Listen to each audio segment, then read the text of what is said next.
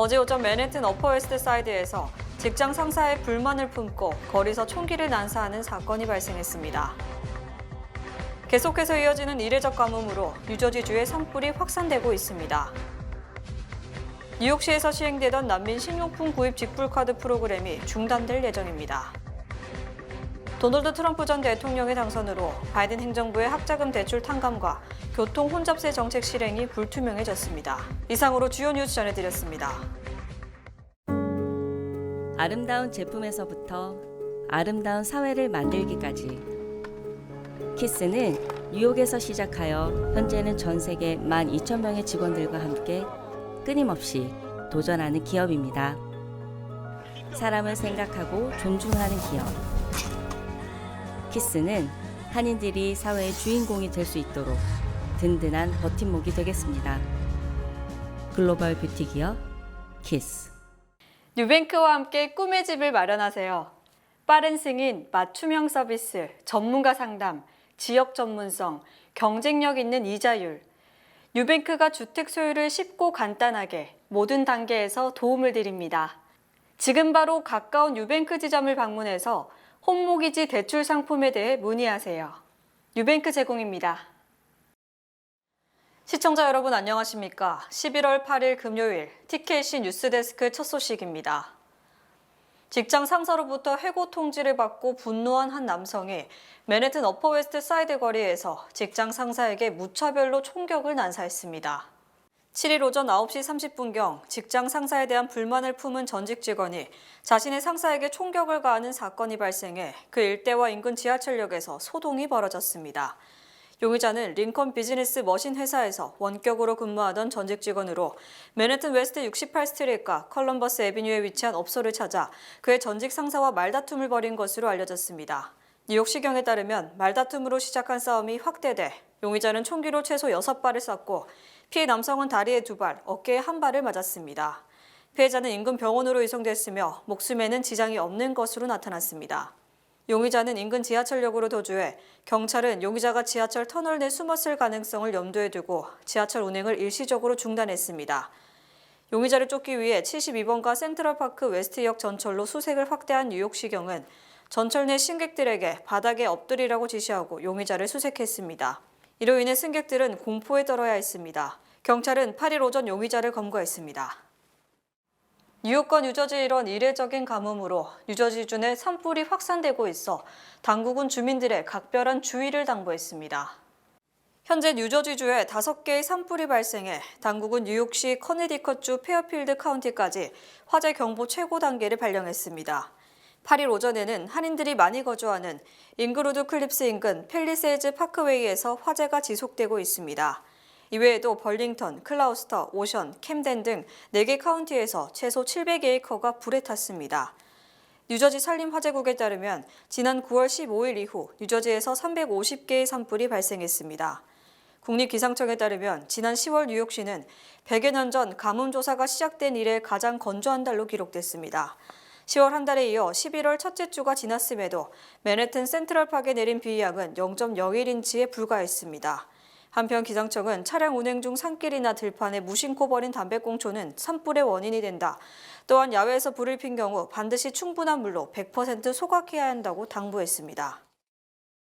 뉴욕시 난민들에게 제공되던 식료품 구입용 직불카드 배포가 중단될 예정입니다. 에릭 아담스 뉴욕시장은 7일 난민들에게 제공해온 직불카드 회사와 1년 계약이 끝나면 이를 연장하지 않기로 결정했다고 발표했습니다.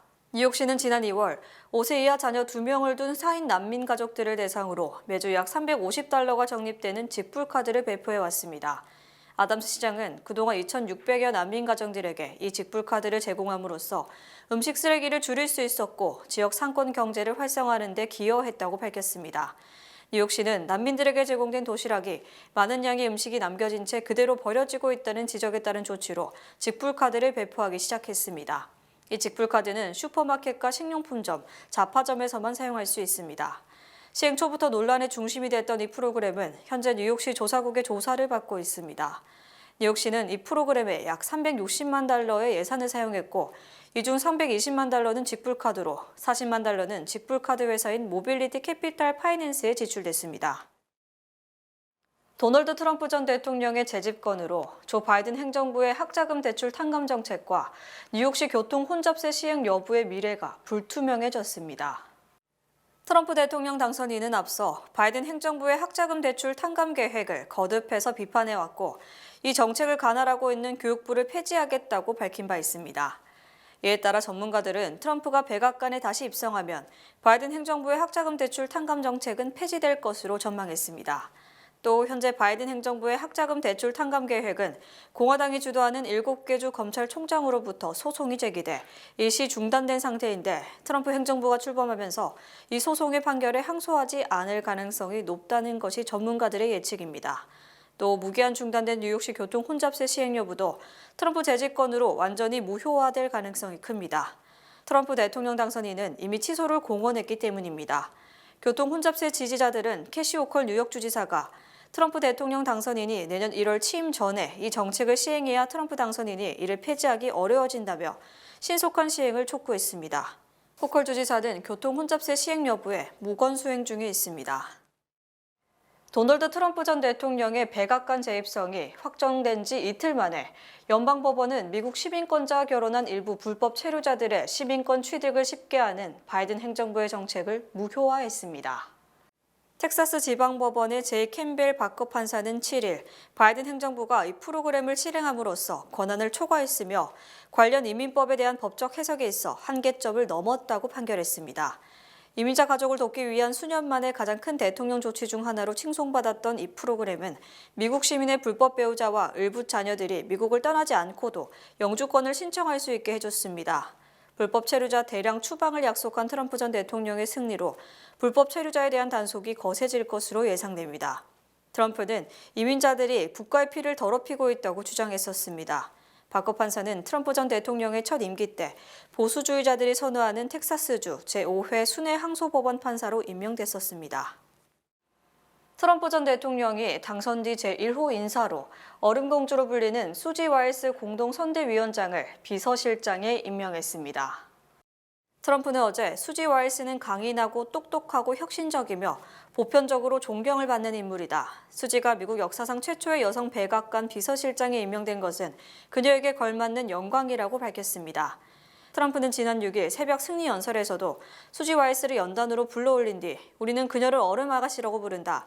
그녀가 뒤에 있으려 하지만 뒤에 있을 사람이 아니다라고 밝혀 수지 와일스에 대한 무한 신뢰를 밝혔습니다. 트럼프의 이 같은 신뢰에 따라 수지 와일스는 그 어느 때보다 강력한 비서실장이 될 것으로 보이며 사실상 몽골의 권력의 정점이 될 것으로 전망됩니다. CNN은 와일스가 트럼프 당선인에게 비서실장을 맡기려면 나에게 백악관 집무실에서 대통령을 만날 사람을 통제할 권한을 달라고 요구했다고 보도 실세 중 실세라는 평가가 더욱 힘을 얻고 있습니다.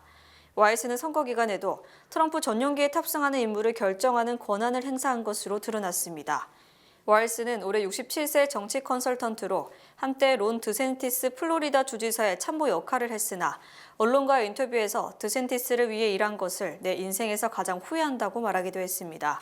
또 와일스의 딸이 제1기 트럼프 때 백악관 비서실에서 근무했으나 두 차례의 음주운전 사실이 드러나는 등 신원조회를 통과하지 못해 그만둔 것으로 밝혀졌습니다. 트럼프 전 대통령이 강요 인선에서 가장 우선시하는 것은 능력보다 트럼프 개인에 대한 충성심이며 정치권 인사가 아닌 사람을 선호하는 것으로 알려졌습니다. MBC 방송은 트럼프 당선인이 내각 인선 구상에서 재계 인사 등 정치권 바깥 인사들을 중요하는 방안에 무게를 두고 있으며 이는 일기 집권 때 정치권 인사를 영입했다 배신을 당한 아픔 때문이라고 분석했습니다. 특히 트럼프 당선인은 정치권 인사보다는 외부 인사를 장관으로 임명했을 때 성과가 더 좋았다고 생각한다고 보도했습니다. 트럼프 당선인은 헤지펀드를 운영한 금융인 출신 스티브 문유신을 재무장관으로 의사 출신인 벤 카슨을 주택도시개발부 장관으로 발탁한 것에 대해 가장 만족스러워한다는 것이 측근들의 전언입니다. 반면 연방 상원 의원이나 하원 의원 등 정치권에서 발탁한 인사는 트럼프와 대립각을 세우고 트럼프의 눈밖에 난 경우가 많았습니다. 초대 법무부 장관 제프 세션스 전 상원 의원, 톰 프라이스 보건복지부 장관, 라이언 징크 내무부 장관 등 정치인 출신의 장관 임용, 또 비서실장 임용 등도 후회하는 것으로 알려졌습니다. 또 트럼프 정부 2인자로 부상한 트럼프의 장남 도널드 트럼프 주니어는 나는 정권 이행 과정에 적극 관여할 것이며 대통령보다 더 많이 한다고 생각하지 않는 인물로 내각을 꾸밀 것이라고 주장한 것도 MBC 방송 보도와 맥을 같이 하는 겁니다. 트럼프 전 대통령이 당선 직후 윤석열 대통령 등 세계 70여 개국 정상 등과 통화하는 등 취임 이전에 이미 현직 대통령에 버금가는 지위를 획득, 바이든 대통령의 레임덕은 더욱 가속화되고 있습니다. 트럼프 전 대통령은 어제 대선에서 승리한 뒤 세계 70여 명의 정상 등과 통화를 했다. 푸틴 대통령과는 연락한 적이 없지만 통화를 할 것 같다며 전 세계 정상들의 통화 요청이 쇄도하고 있다고 강조했습니다. 이처럼 트럼프 전 대통령은 당선과 동시에 사실상 현직 대통령과 맞먹는 지위에 올랐고 바이든 대통령은 어제 스스로 74일이 남았다고 밝혔듯 이제는 레임덕에 시달리는 대통령으로 전락하고 말았습니다. 트럼프는 어제 MBC 방송과의 인터뷰에서 취임 뒤 최우선 과제는 국경을 강하고 강력하게 만드는 것이며 나는 들어오는 것을 막는 사람이 아니다. 우리는 정상적 절차를 밟은 사람들이 들어오기를 원한다고 강조했습니다. 트럼프는 또 불법 이민자들이 살인을 저지르고 있다. 마약왕들은 국가를 파괴하고 있다. 불법 이민자 추방은 정말 선택의 여지가 없다고 말했습니다. 트럼프는 불법 이민자가 많고 민주당 지지층이었던 히스패닉계와 아시안계의 지지에 대해 민주당의 방향이 국민의 생각과 일치하지 않기 때문이라고 주장했습니다. 또 해리스 부통령을 이긴 것에 대해 이 나라의 상식을 가져오라는 국민의 명령이라고 생각한다고 규정하는 등 강한 자신감을 표명했습니다. 반도체법과 전기차 보조금 등에 대한 대폭 개정을 주장한 트럼프가 당선됨에 따라 바이든 행정부가 삼성전자 등에 대한 지원 협상을 서둘러 마무리해서 트럼프가 개정하지 못하도록 대못을 받기로 했습니다. 블룸버그 통신은 복수의 익명 소식통을 인용, 바이든 행정부가 삼성전자와 인텔, 마이크론 등이 아직 계약과 관련해 일부 중요한 세부 사항을 처리하고 있다며 이를 서둘러 마무리하려 한다고 보도했습니다. 또 다른 소식통은 대만의 TSMC와 글로벌 파운드리 등 일부 업체는 협상을 마무리했고 조만간 이들 업체에 최종 지원될 보조금 금액을 발표할 것이라고 전했습니다. 반도체법은 바이든 대통령이 지난 2022년 야심차게 추진한 법으로 미국에 투자하는 반도체 기업의 생산 보조금 390억 달러와 연구개발 지원금 132억 달러 등 572억 달러를 지원하기로 했습니다.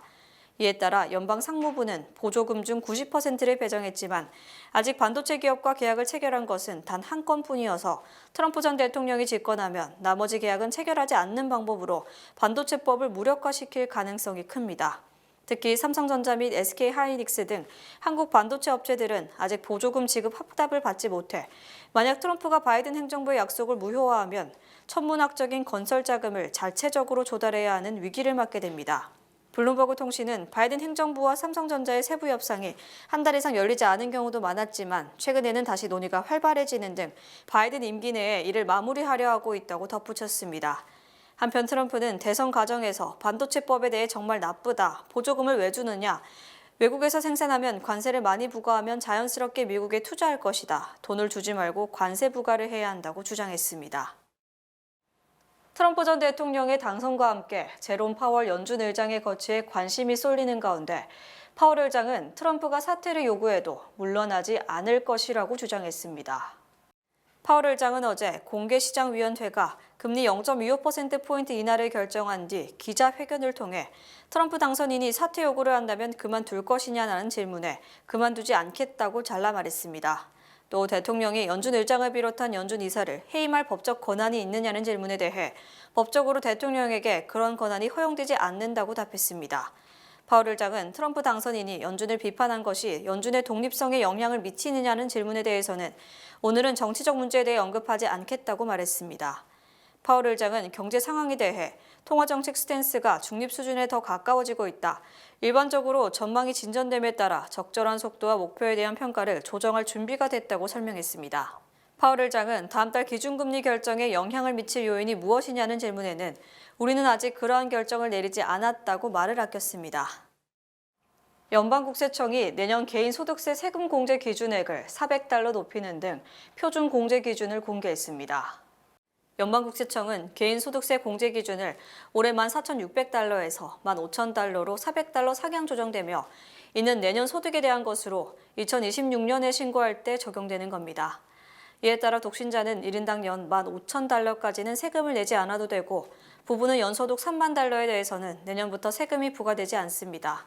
또 가계의 주 수입자의 표준 공제도 22,500달러로 올해보다 $500 상향 조정됩니다. 연방국세청은 또 과세 기준을 2.8% 인상했으며 이는 2024년 5.4%, 2023년 7%에 비하면 인상폭이 적은 것으로 인플레이션이 진정됐기 때문입니다. 이에 따라 독신자는 내년에는 세금 공제를 제외한 가세소득 11,925달러까지는 10%의 세율이 적용됩니다. 또 부부 공동보고의 경우 22%의 세율이 적용되는 소득 구간은 내년에는 96,950달러에서 206,700달러로 늘어나고 24% 세율이 적용되는 구간은 최대 394,600달러까지로 조정됩니다.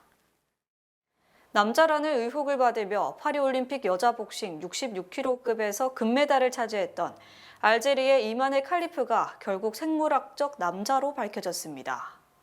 힌두스탄 타임스는 5일 프랑스 기자 자파라 아이트 아우디아가 입수한 의료 보고서를 인용해 칼리프는 유전적으로 남성에게만 발생하는 성장애인 5알파 환원 효소 결핍을 지녔다고 보도했습니다. 미 국립의학도서관의 온라인 정보 사이트 메드라인 플러스에 의하면 이 같은 장애를 가진 사람은 유전적으로 남성으로 분류됩니다. 유출된 보고서는 지난해 6월 프랑스의 크렘린 베스르트 병원과 알제리의 모하메드 라민 드바긴 병원이 공동으로 작성한 초안입니다. 논란 속에서 알제리 최초의 여자 권투 금메달을 쟁취한 칼리프가 내부 고환을 가진 생물학적 남자라는 의료 보고서가 유출되며 금메달을 회수해야 한다는 목소리가 커지고 있습니다. 미주 최대 한인은행에서 이제 아시아계를 대표하는 은행으로 도약하는 희망을 설계하는 전문가들의 은행 Bankers, Experts, Neighbors 뱅크 오브 호프가 지원합니다. 주요 단신 전해드립니다. 어제 자정 뉴욕시를 출발해 나이아가라로 향하던 저가버스 트라이벌 선버스가 전복돼 최소 28명이 부상을 당했습니다. 정치 전문 매체 더일은 구글 데이터를 인용해 선거 당일 캐나다 이주, 캐나다 이민 등 키워드의 온라인 검색량이 5,000%나 급증했다고 보도했습니다. 가상화폐 기반 세계 최대 베팅 사이트인 폴리마켓에 4개의 계정을 갖고 있는 프레디 9999라는 인물은 이번 미국 대통령 선거 베팅에서 총 4,800만 달러를 벌 것으로 예상됐습니다. 연방노동부는 지난주 신규 실업수당 청구 건수가 22만 1,000건으로 한 주 전보다 3,000건 증가했다고 7일 밝혔습니다. 이는 시장 예상치를 소폭 상회하는 것으로 미국 경제가 빠르게 냉각되고 있다는 신호로 해석됩니다. 민주당 후보 카말라 해리스 부통령을 지지해온 할리우드 배우 제이미 리 커디스, 래퍼 카디비 등은 5일 대선에서 도널드 트럼프 전 대통령의 당선이 확정되자 실망감을 표시했습니다. 하지만 해리스의 도전에서 희망을 봤다며 낙관을 잃지 않았습니다. 1894년 후지산 첫눈 관측 이래 130년 만에 첫눈이 11월 7일로 가장 늦게 내렸습니다. 후지산의 늦은 첫눈은 올해 따뜻한 날씨가 이례적으로 이어진 영향으로 보입니다. 방탄소년단비가 미국의 전설적인 가수 겸 배우인 빈 크로즈비의 명곡 화이트 크리스마스를 재해석해 발표합니다. 비와 빈 크로즈비의 목소리가 함께 담긴 화이트 크리스마스는 오는 12월 6일 오후 2시 전 세계에 동시 공개된다고 밝혔습니다. 우크라이나군이 러시아에 파병된 북한군과의 교전과 포로 신문 등에 대비해 병사들에게 한국어를 가르치고 있는 것으로 전해졌습니다. 날씨 전해드립니다. 토요일인 내일은 구름 없이 화창하겠습니다. 하지만 낮 최고 기온이 55도, 최저 기온이 44도로 기온이 다소 떨어져 쌀쌀하겠습니다. 해 뜨는 시간은 6시 37분, 해 지는 시간은 4시 42분입니다. 이상으로 주간 날씨와 세계 날씨 전해드립니다.